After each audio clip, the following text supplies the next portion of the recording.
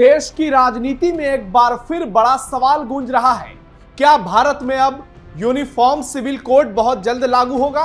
हाल ही में supreme court की टिप्पणी के बाद सियासी गलियारों से लेकर टीवी डिबेट तक, सोशल मीडिया तक माहौल गर्मा गया है।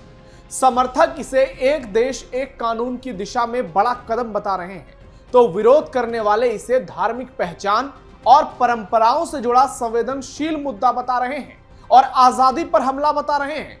बाकायदा ओवैसी ने तो वीडियो जारी किया है। ऐसे में सवाल अब यही है, क्या सरकार इस पर कोई बड़ा फैसला लेने वाली है या फिर यह मुद्दा आने वाले चुनाव में तेज सियासी बहस का नया केंद्र बनने वाला है? नमस्कार, थर्ड आई देख रहे हैं आप, मैं हूं नवीन और आज के इस वीडियो में आपको बताएंगे कैसे यूसीसी के नाम पर ओवैसी छटपटा रहे हैं, बिलबिला रहे हैं और परेशान हैं। वीडियो लास्ट तक जरूर देखिएगा। यूसीसी पर फिर शुरू हो गई बहस। सुप्रीम कोर्ट की टिप्पणी से हड़कंप, बिलबिला गए सांसद असदुद्दीन ओवैसी। यूपी चुनाव से पहले बड़ा खेला। सुप्रीम कोर्ट ने हाल ही में मुस्लिम महिलाओं के हक पर सुनवाई करते हुए कहा कि अब समान नागरिक संहिता यानी यूनिफॉर्म सिविल कोड लागू करने का समय आ गया है। सर्वोच्च न्यायालय की इस टिप्पणी पर सियासी घमासान छिड़ गया। एआईएमआईएम प्रमुख असदुद्दीन ओवैसी ने कहा, यूनिफॉर्म सिविल कोड के नाम पर हिंदू कानून मुसलमानों पर लागू नहीं कर सकते, क्योंकि इस्लाम में शादी महज एक कॉन्ट्रैक्ट है, यह जिम्मेदारी नहीं। ओवैसी की पार्टी एमआईएम की ओर से सोशल मीडिया साइट एक्स पर ओवैसी का एक वीडियो पोस्ट किया गया, जिसमें ओवैसी साफ साफ कहते हैं कि यूसीसी के नाम पर हिंदू कानून मुसलमानों पर थोपा नहीं जा सकता। निकाह हमारे लिए धार्मिक संस्कार नहीं है, ये धर्म का हिस्सा है। ओवैसी ने बार बार दोहराया कि इस्लाम में शादी एक कॉन्ट्रैक्ट है, जन्मों का रिश्ता नहीं। सुनिए। यूनिफॉर्म सिविल कोड की बात करने वालों, ये याद रखो, इस्लाम में शादी निकाह एक कॉन्ट्रैक्ट है, जन्म जन्म का साथ नहीं है। कॉन्ट्रैक्ट है, जन्म जन्म का साथ नहीं है। ने औरतों को हक मिलना, अच्छा क्या मिलना? महर कौन देते? हम देते, महर देना पड़ता। बीवी कमाई तो उसमें शौहर का कोई हक नहीं है, बीवी कमाई तो शौहर का हक नहीं है। और बीवी कमा रही भी तो तुम ईद के कपड़े खरीदना। बीवी घर में है, सुप्रीम कोर्ट का जजमेंट है, हिंदू धर्म में अगर कोई अपने सास ससुरे की खिदमत नहीं करी, उनके साथ नहीं रहती, वो क्रूरटी है, क्रूरटी है वो। इस्लाम क्या बोलता? तुम्हारी जिम्मेदारी नहीं है, तुम बहू है, घर की नौकरानी नहीं है। मां बाप की जिम्मेदारी बेटे की है, मां बाप की जिम्मेदारी बेटे की है। और फिर लोग बोलते यूसीसी, अब मुझे मालूम हमारे 3-4 लोग फोन करके बोलेंगे आपको क्या जरूरत थी बोलने के, ये हमारी बीवी तकरीर सुन के बोलती मैं नहीं करती खिदमत। फोन करते 3-4 लोग हैं। आपकी मर्दानगी को तकलीफ हो रही तो होना तकलीफ, वो मर्दानगी नहीं है, बुज़दिली है। आपने ओवैसी के बयान को सुना, लेकिन असदुद्दीन ओवैसी ने सिर्फ एक बात कहकर अपनी बात खत्म नहीं की, बल्कि यूसीसी को लेकर उन्होंने हिंदू धर्म पर भी बहुत सारे सवाल उठाए। सुनिए। आप देखिए, अगर यूसीसी की आप बात करेंगे तो स्पेशल मैरिज एक्ट 21A है, सेक्युलर लॉ बोलते, 2 हिंदू शादी करे तब भी उनको कानून मिलेगा हिंदू लॉ। अगर 2 मुसलमान स्पेशल मैरिज में शादी करे तो हिंदू लॉ के तहत नहीं, सक्सेशन एक्ट के तहत उनका बंटवारा होगा। अब आप यूसीसी की बात करते हैं, हिंदू अनडिवाइडेड फैमिली के टैक्स रिबेट हमको दो, इक्वालिटी का वायलेशन है ना, उसकी बात नहीं करते। यूसीसी की बात करने वाले बताओ, क्या मिताक्षरा या दयाभागा स्कूल ऑफ थॉट होगा? यह बताओ कि क्या यह हिंदू मैरिज एक्ट आदिवासियों पर लागू होगा?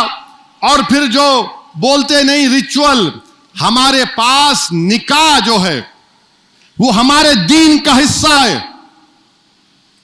वो कल्चर नहीं है, दीन का हिस्सा है। आप समझो उस बात को। निकाह रिचुअल नहीं है, पार्ट ऑफ रिलीजन है हमारे। और फिर आप बोलते हैं ये सब वो कर देंगे।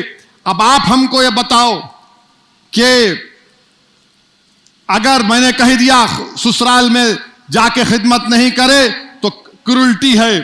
अब आप देखो, अगर हिंदू धर्म में किसी को अपने बीवी को छोड़ना है, क्रूरटी बताना पड़ता, जज साहब को मुतमईन करना पड़ता कि क्रूरटी हुई। 5-5 साल 4-4 साल रिश्ता केस चल रहा।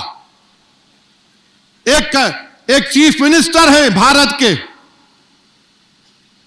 तकरीबन मेरे ख्याल से 10 साल से उनका केस चल रहा। बीवी बोलती है मैं छोड़ती नहीं, इन्हों बोल रहे हो मैं छोड़ता हूं, क्योंकि उनका केस निकाह नहीं था। वो बेचारा 10 साल से फंसा हुआ है, निकल ही नहीं सक रहा उन्हें। ओवैसी ने सवाल उठाया, क्या हिंदू मैरिज एक्ट आदिवासियों पर लागू होगा, और उसके बाद कहा कि यह आईन के खिलाफ है।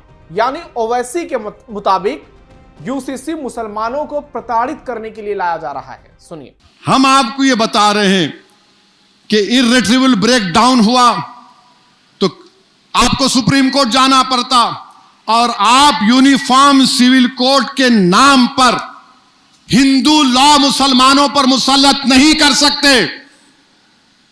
कैसे आप मुझ पर मुसल्लत करेंगे? मुझे अपने दीन के मुताबिक चलना चाहिए। अरे 2005 में सक्सेशन एक्ट को पार्सरी का अमेंड हुआ, जब हमारे हिंदू बेटियों को हिस्सा मिला। रसूलुल्लाह सल्लल्लाहु अलैहि वसल्लम ने 1400 साल पहले कहा कि औरत को हक मिलना चाहिए। अच्छा, आप ये बता दो कि इस्लाम में 12 अगर हियर्स रहे, मैंने जानशीन रहे, तो 9 खवातीन हैं और 12 में 9 खवातीन को हिस्सा मिलता। अगर एक खातून के 5 मर्द रिश्तेदार है, उसमें से उसको हिस्सा मिलता, और मर्द को अपने 3 खवातीन रिश्तेदारों से हिस्सा मिलता। अरे जेंडर जस्टिस की बात करने वालों, तालीम दो ना, नौकरी दो, ताकत दो। नहीं, हम जेंडर जस्टिस करेंगे। जेंडर जस्टिस करने वाले ज़किया जाफरी से मुलाकात नहीं करते। जेंडर जस्टिस की बात करने वाले उन बच्चों से मुलाकात नहीं करते जिनको दिल्ली में जनगणन पढ़कर उनको पुलिस ने मार दिया। और फिर यूसीसी की बात करते हैं, लव जिहाद की बात होती है। नहीं, मौसम आ गया, अंडा नहीं खाना, गोश्त नहीं खाना, और फिर आप बोलते बुलडोजर की इंसाफ। ये तमाम चीजें जो हो रही हैं, बहरहाल मेरे अजीज दोस्तों और बुजुर्गों, ये भारत के आईन के खिलाफ किया जा रहा है। ओवैसी ने यूसीसी को लेकर दुनिया भर की बातें की, लेकिन यह नहीं बताया कि यूसीसी का लाभ कितने बड़े पैमाने पर होगा और इसके नहीं होने से कितना नुकसान हो रहा है। सुप्रीम कोर्ट ने मंगलवार को कहा कि समान नागरिक संहिता यूसीसी लागू करने का समय आ गया है। यूनिफॉर्म सिविल कोड लागू होने के बाद क्या बड़े बदलाव होंगे? आमतौर पर चलिए वो आपको बताते हैं। सभी धर्मों के लिए एक जैसा पारिवारिक कानून, शादी, तलाक, गोद लेना और संपत्ति के मामलों में हिंदू, मुस्लिम, ईसाई, सिख सभी के लिए एक कानून होंगे। अलग अलग पर्सनल लॉ की जगह एक समान नियम होंगे। महिलाओं के अधिकार मजबूत होंगे। विरासत, तलाक और भरण पोषण के मामलों में महिलाओं को समान और स्पष्ट अधिकार मिलने की पूरी संभावना है। बहुविवाह यानी मुसलमान जो एक से ज्यादा शादियां करते हैं, उस पर रोक लगेगी। यूसीसी के तहत एक पति एक पत्नी का नियम सभी समुदाय के लिए समान रूप से लागू होगा। कानूनी प्रक्रिया सरल और एक समान होगी। अलग अलग धार्मिक कानूनों की जगह एक ही सिविल कानून होने से कोर्ट और प्रशासन के लिए मामलों का निपटारा आसान हो जाएगा। धार्मिक और सामाजिक बहस बढ़ सकती है, इस बात की संभावना है। कुछ लोग इसे समानता के लिए जरूरी सुधार मानते हैं, जबकि कुछ समुदाय इसे धार्मिक स्वतंत्रता से जुड़ा मुद्दा भी बताते हैं। इसलिए सामाजिक राजनीतिक बहस बढ़ने की संभावना, उस पर इनकार नहीं किया जा रहा है। चुनाव से पहले फिर गूंजने लगा यूसीसी का मुद्दा।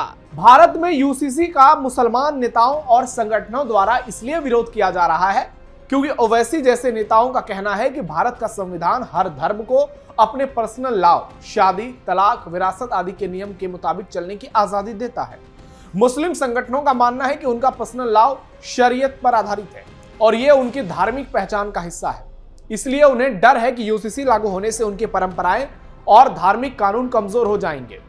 दूसरी तरफ यूसीसी के समर्थक मानते हैं कि इससे सभी नागरिकों के लिए एक समान अवसर, कानून और अधिकार लागू होंगे। इसलिए इस मुद्दे पर देश में लगातार बहस हो रही है, जबकि कई लोग यह भी दावा करते हैं कि यूसीसी लागू होने से भारत की सभी समस्याएं खत्म नहीं होगी, क्योंकि यह केवल पारिवारिक मामले जैसे शादी, तलाक, गोद और विरासत से जुड़ा कानून है। देश की आर्थिक, बेरोजगारी, शिक्षा, स्वास्थ्य जैसी समस्याओं पर इसका सीधा असर नहीं पड़ता, लेकिन यहां पर सामाजिक सुधार भी बेहद जरूरी है। भारत में अलग अलग समुदाय के अपने पर्सनल लॉ हैं, जैसे हिंदू मैरिज एक्ट 1955। हालांकि हिंदू भारत के संविधान के हिसाब से चलते हैं और मुसलमानों का शरिया कानून है जिसे वो मानते हैं, वो संविधान को नहीं मानते। वहीं कई आदिवासी क्षेत्रों में भी स्थानीय परंपराओं के आधार पर अलग अलग नियम होते हैं, जिन्हें संविधान की 5वीं और 6ठी अनुसूची में कुछ सुरक्षा दी गई है।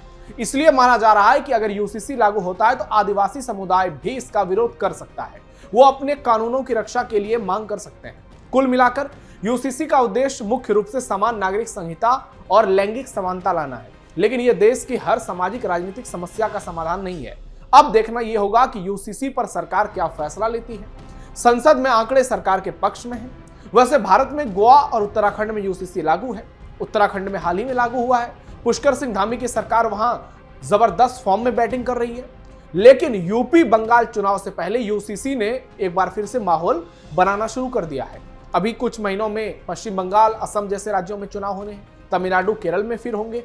उसके बाद अगले साल फरवरी मार्च के महीने में देश के सबसे बड़े राज्य उत्तर प्रदेश में चुनाव होंगे और ओवैसी के लिए वहां यूसीसी के खिलाफ बैटिंग करना उनके लिए फायदेमंद हो सकता है, लेकिन यह बीजेपी को भी फायदा करेगा, क्योंकि एक तरफ हिंदू एकजुट होंगे, दूसरी तरफ ओवैसी मुसलमानों को एकजुट करने की कोशिश करेंगे। अब आपकी क्या राय है? आपको क्या लगता है? क्या वाकई में भारत में अब यूसीसी लागू करने का दौर आ गया है? सरकार के पास पूर्ण बहुमत पिछली बार भी थी, लेकिन इस मुद्दे को लटकाया गया, या फिर आप कहें कि बहुत सारे दांव पेच है, सरकार उसको सुलझाना चाहती है। लेकिन क्या अब सही वक्त आ चुका है कि यूसीसी को लागू किया जाए? कमेंट बॉक्स में अपनी राय दीजिए। हमारे इस वीडियो को लाइक कीजिए, शेयर कीजिए और चैनल को सब्सक्राइब कीजिए। धन्यवाद।